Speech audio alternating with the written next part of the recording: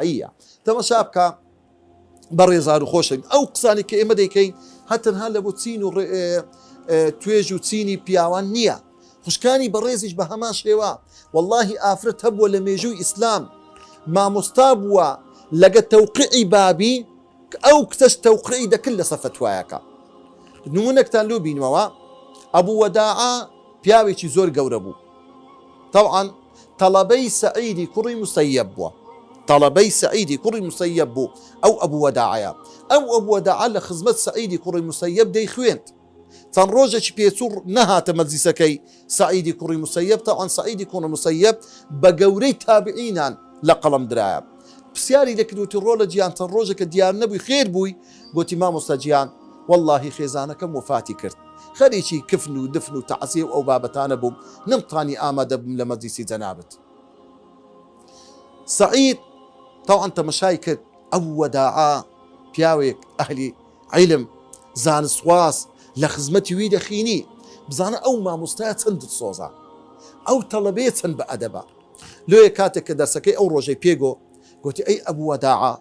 جنيناي ديوا بزانا تسان روجك خيزاني وفاتي كريا قلت والله ما مستجيان چي جند داتا من كسة فقير وهجار خان يكتي قلتكو كم هيا ماڵێکی بەسیط کەس نییە کچی بداتە من گوتی ئەی ئەبوو وەداعا ئەگەر ئەم کچەکەی خۆمت بدەمێ ڕازی کچی چێ کچی سەعیدی کوڕی موسەیەب کە بە ئەبوو بە ڕەبابە مەشهورە یعنی ئەو ئافرەتە زۆر شارەزا بوو لە سەردەمی خۆی لە هەموو عیلمەکان ئەبوو وەداعا سەری خۆی هینا خوارە شەرمی کرد گوتی سەعیدی کوڕی موسەیەب گوتی ڕۆڵە گیان ئەمن کچەکەی خۆمت دەمێ دوای ئیزن وەگرتن لە کچەکەی خۆی مارە دەکا لە ئەبوو وەداعا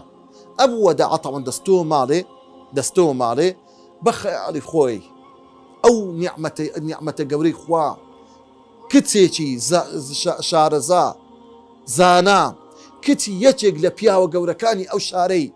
بە قسمت بووە دەری لەو کاتە دەپار یعنی ویستم دەوروبەری ڕۆژ ئاوا بوو دنیا خەریک بوو تاریک بی دیتم لە دەرگەی درا وتم چێە لە دەرگەی درا وتی سەعید دەڵێ هەرچی سەعیدی ئەوەی کە دەمناسیم بە خەیاڵم داهات بەس ئەو سەعیدە دەبی کە سەعیدی کوڕی موسەیەبی مامۆستامە زۆرم پێ سەیرە لەو کاتەدا مامۆستا بێتە ماڵی من کاتێک دەرگەم کردەوە دیتم مامۆستایەکەی خۆمە فەرموو مامۆستا گیان وتی ڕۆڵە گیان ئەو کچەکەی خۆتم لۆی هینایە حەزم نەکرد تاکە شەوێک بەسەر ببەی بە تاقیتەنیە لە ماڵێک بە تەنیابی ئەو کچەکەی خۆتم لۆ هینایە سبحان الله تەماشا بکە ئەو پیاوانە چەند گەورە بوونە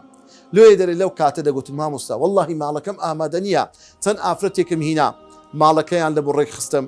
تەرتیباتەکیان کرد ماڵەکەیان لۆ هینامەوە سەرخۆ ئینجا ئەو ئافرەتە هاتە ماڵەکەم لە بۆ بەیانی دەستمدا کتابەکان بچمە خزمەت مامۆستا سەعید دەرسی بخینم خێزانەکەم وتی ئەوە دووچێ دەچی ئەی ئەبوو وەداعا گوتم دەچم دەرسی دەخین لە خزمەت بابت گوتی ئیجلیس ئوعەلیموکە عیلمە سەعید دانیشە ئەی ئەبوو وەداعا ئەمن عیلمی سەعیدت پێ دەرم هیچێکە پێویست بەوەی ناکە بچێ کنبابم بخینم هەمان ئەو عیلمەی لە کنبابمە لە کنە منیشەیە ئەو عالیمە سبحان الله ئەو ئافرەتە شارەزایان لۆی خوشکانی بەڕێز ئێوەش واللهی ئەگەر بتانەوێ دەبنە مامۆستای قورئان دەبنە مامۆستای حەدیث دەبنە مامۆستای نەحو دەبنە مامۆستای سەرف دەبنە مامۆستایەک کەوا ئافرەتان پێ بگەینن بەڵام هیمەتی دەوێ یعنی بەڕاستی زۆر گرنگە ئافرەتانی شان بەشانی پیاوان بخوێن و هەروەها خەڵکی فێر بکەن